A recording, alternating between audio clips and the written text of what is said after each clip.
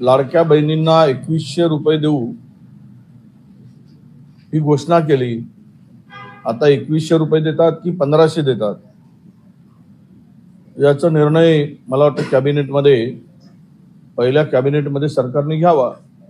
वचन दिली, वाऱ्यावर सोडण्याचं काम झालं, बेड आणि घेऊन गेलेत।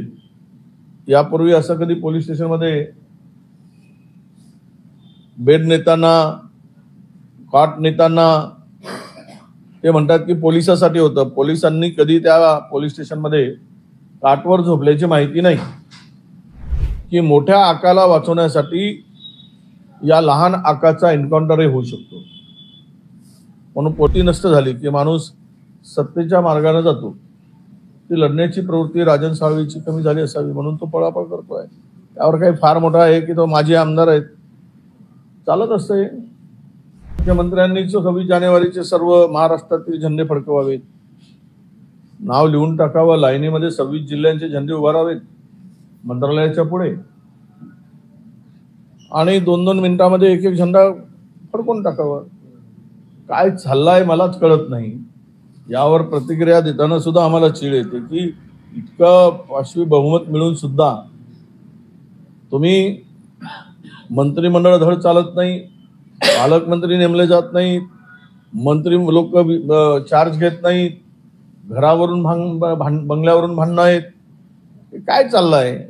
लोकांना वाऱ्यावर सोडून सत्तेमध्ये मलिदा खाण्यासाठी, सत्तेचं ऐश्वर्य भोगण्यासाठी लोकांनी निवडून दिलं काय तुम्हाला? मंत्रिमंडळ विस्तारानंतर आजच्या बैठकीकडे महाराष्ट्राचं लक्ष लागलेलं आहे। सरकारनं आपल्या आता महायुतीने जे काही निवडणुकीमध्ये आश्वासनं दिली, जाहीरनाम्यामध्ये लोकांना वचनं दिली, त्याची कितपत या कॅबिनेटमध्ये पूर्तता होईल याकडे महाराष्ट्राचं लक्ष लागलेलं आहे। मुळात लाडक्या बहिणींना 2100 रुपये देऊ ही घोषणा केली। आता 2100 रुपये देतात की 1500 देतात याचा निर्णय मला वाटतं कॅबिनेटमध्ये पहिल्या कॅबिनेटमध्ये सरकारने घ्यावा आणि लाडक्या बहिणींनी भरभरून मतं दिली त्यांचा सन्मान करावा। शेतकऱ्यांच्या कर्जमाफी संदर्भात सरकारनं छाती ठोकून, महायुतीने छाती ठोकून सांगितलं आम्ही शेतकऱ्याला पूर्णतः कर्जमुक्त करू, कर्जमाफी करू। या कॅबिनेटमध्ये कर्जमाफीचा निर्णय होतो का हे आम्ही बघतो आहोत। अनेक वचनं दिली, वाऱ्यावर सोडण्याचं काम झालं। मुख्यमंत्री ज्यावेळेस शिंदेजी होते त्यावेळेस अनेक तरुणांना शासकीय योजना राबवण्यासाठी मुख्यमंत्री दूत म्हणून नेमल्या गेला। त्यांची आता काय स्थिती आहे? 3 महिन्यापासून त्यांना मानधन नाही, वापरलात आणि फेकून दिलात। तरुणांच्या जीवनाशी खेळ चालवलाय। अनेक प्रश्न आहेत,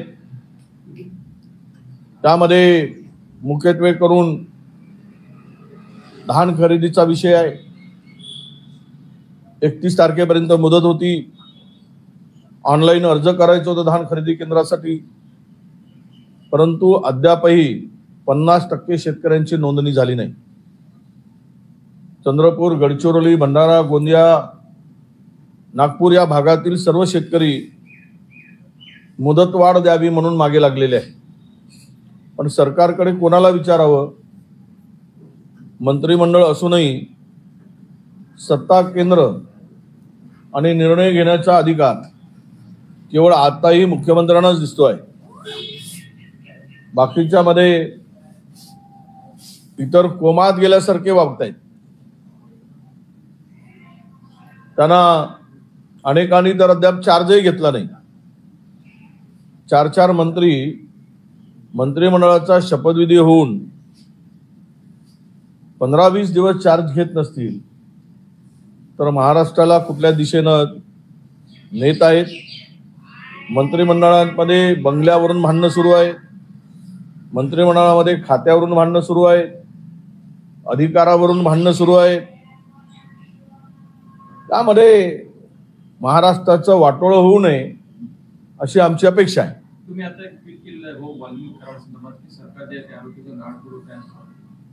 मला तर त्याच्या पलीकडे मी ते ट्विट केलंच, कारण काल आपण पाहिलंय पोलीस स्टेशनमध्ये बेड आणि घेऊन गेलेत.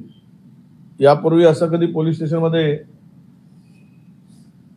बेड नेताना, कॉट नेताना ते म्हणतात की पोलिसासाठी होतं. पोलिसांनी कधी त्या पोलीस स्टेशनमध्ये काटवर झोपल्याची माहिती नाही. ते कोणाचे लाड आहेत? ते वाल्मिकी कराडचे लाड पुरवण्यासाठी, त्याला बेडवर झोपवण्यासाठी पोलीस कस्टडीत असताना ते नेले काय, यावर चौकशी झाली पाहिजे.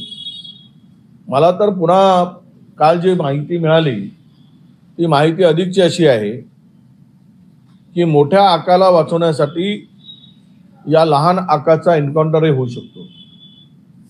म्हणून पोलिसांना विनंती आहे की मोठ्या आकांना वाचवण्यासाठी याचा एन्काउंटर करू नका बाबा. हा बिचारा म्हणणार नाही, पण त्या मोठ्या आकापर्यंत जाण्यासाठी जर याचा वापर आहे तर तो पुरावा नष्ट होण्याची शक्यता सुद्धा मला काल एका अत्यंत विश्वसनीय माहिती जवळच्या एका उच्चपदस्थ अधिकाऱ्यांनी दिली. यावरून काहीही होऊ शकतं अशी शक्यता त्या संदर्भात प्रकरणामध्ये आहे. राजन साळवी माजी आमदार भाजपाच्या वाटेवर आहे असं.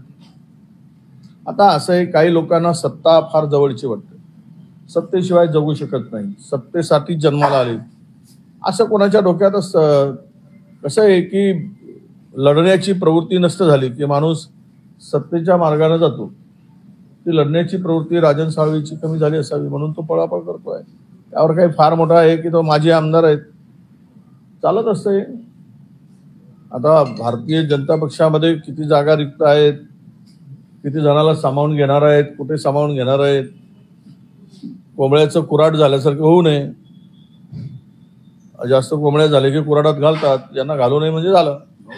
पालकमंत्र्यांचा तिढा अजूनही कायम असताना नागपूरचे पालकमंत्री चंद्रशेखर बावनकुळे होतील असं वक्तव्य केंद्रीय मंत्री नितीन गडकरी यांनी काल एका कार्यक्रमात केलेला. नाही आहेच ना, पालकमंत्र्यांचाही तिढा कायम नाही. बावनकुळे जी तर नागपूरचे आहेत, ज्यांच्या जिल्ह्यात त्यांनी ते पालकमंत्री पद घेतलं आहे, त्यामुळे त्यावर काही बोलण्याची गरज नाही. पण लवकर करा जे काही करायचंय.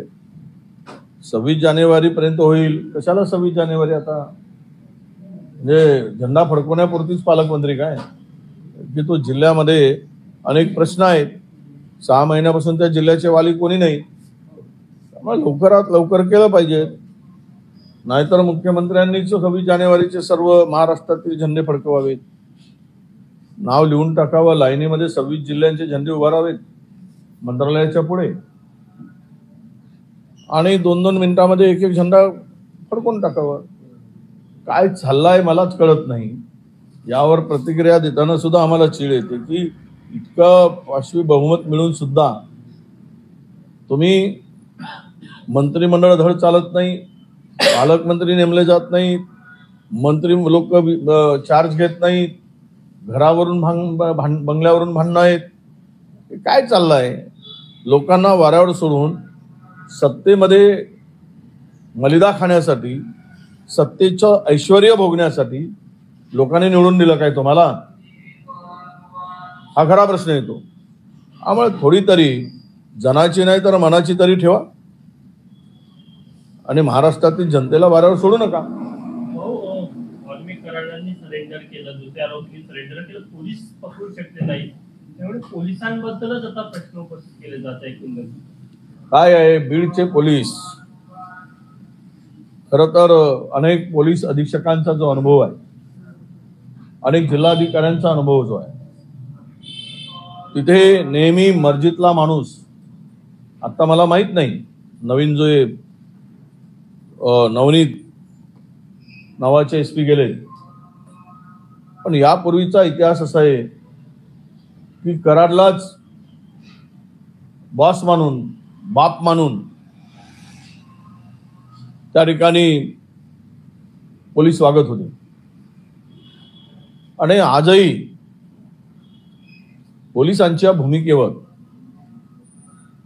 22 दिवस त्याला पकडू शकले नाही. त्यामुळे पोलिसांची प्रतिमा मलिन होताना दिसते. गृहमंत्र्यांनी याकडे लक्ष दिलं पाहिजे. त्यांना कदाचित ही माहिती नसेल या राज्याच्या मुख्यमंत्री म्हणून, गृहमंत्री म्हणून, पण जी जनतेमध्ये चर्चा आहे त्याकडे जर लक्ष दिलं नाही तर पोलीस विभागांचा वाटोळा झाल्याशिवाय राहणार नाही अशी परिस्थिती आहे. एसआयटी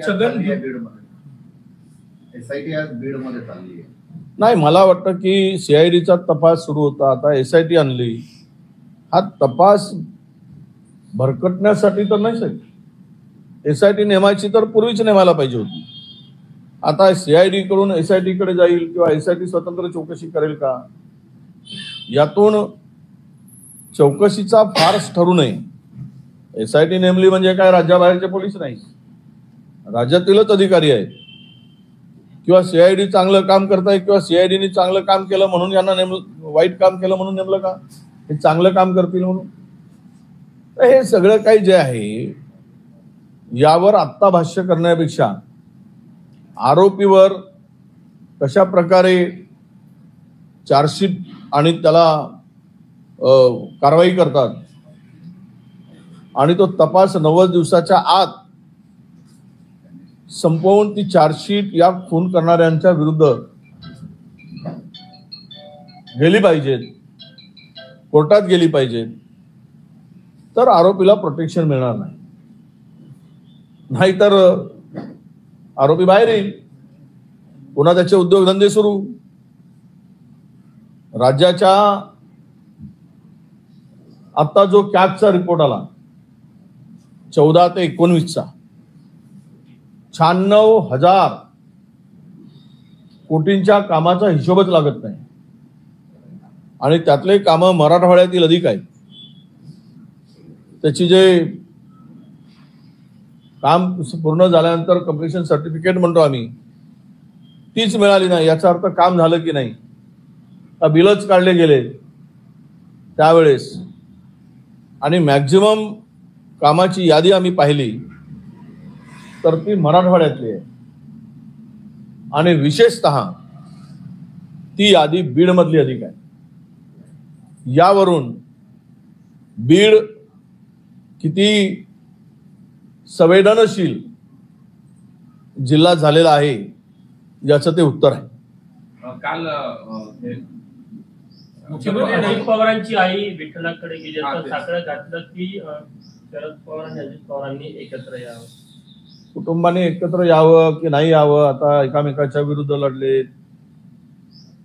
आता काही साकडे घालून एकत्र येण्याची त्यांची आई अजितदादांची जर मागणी करत असेल तर मला वाटतं की विठ्ठल बघेल. आपण सगळं विठ्ठलावर सोडून देऊ आपली प्रतिक्रिया देण्यापेक्षा. छगन भुजबळ विठ्ठलाच्या मनात काय आहे ते विठ्ठल ठरवेल. नाथाजी चव्हाण यांनी तर म्हटलं की मी लोटांगण घालून शरद पवारांसोबत साकडे घालले असेल. आता लोटांगण घातले काय आणि अंगावर पेट्रोल टाकले काय, निर्णय दोन नेत्यांना घ्यायचा आहे. आता झिरवाळजी मंत्री झालेत, निर्णय योग्य होता मंत्रीपद मिळवण्यासाठी. इकडे राहिले असते तर मंत्री थोडी झाले असते. त्यांना साध्य करायचं ते केले, आता पुढचं साध्य करायसाठी लोटांगण घालतील.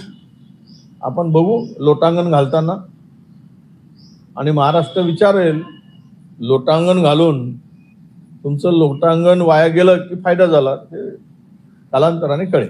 नवीन वर्षाच्या पहिल्या दिवशी परत आले परदेशावरून, ते म्हटले होते की परदेशातून आल्यानंतर माझी भूमिका जाहीर करेल, की नाराज आहे अद्यापही. काय वाटतं?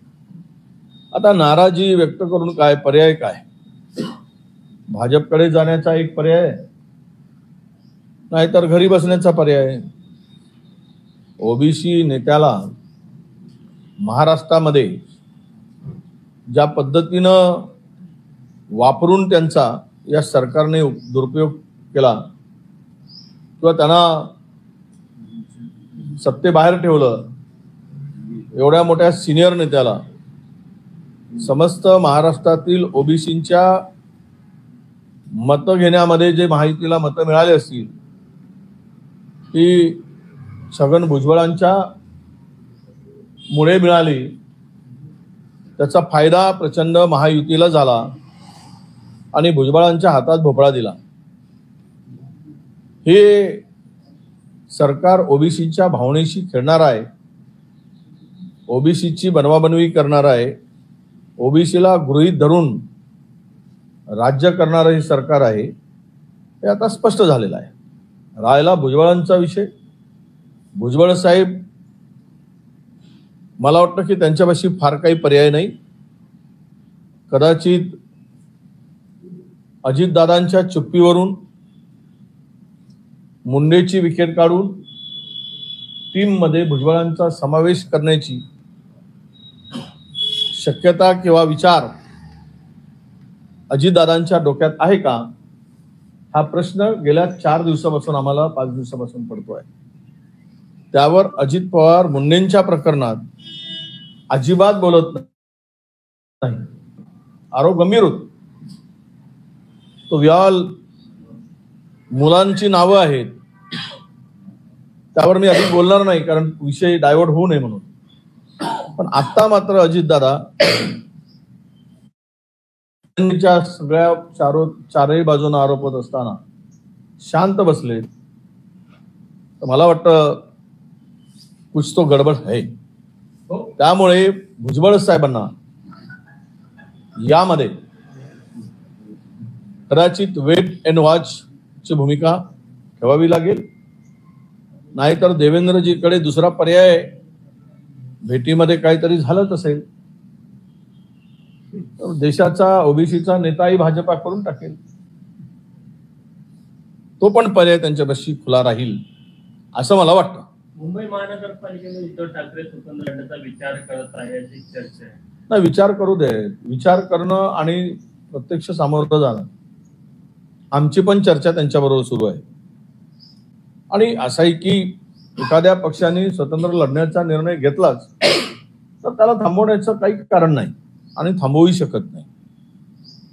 त्यामुळे त्यांचा मार्ग त्यावेळेस जो ठरेल त्यावेळेस आमचा सुद्धा मार्ग ठरेल. 17 जानेवारीला नागपूर जिल्हा परिषदेची मुदत जी आहे ती संपणार आहे. प्रशासक राज पुन्हा लागणार. राज्यातील अशा 5 जिल्हा परिषद आणि पंचायत समिती मुदत संपणार आहे. पुन्हा प्रशासक राज लागून निवडणुका पुढे ढकलल्या जातील. आता सरकार आलंय, कोर्टामध्ये 22 तारीख ठरलेली आहे या सगळ्या संदर्भात.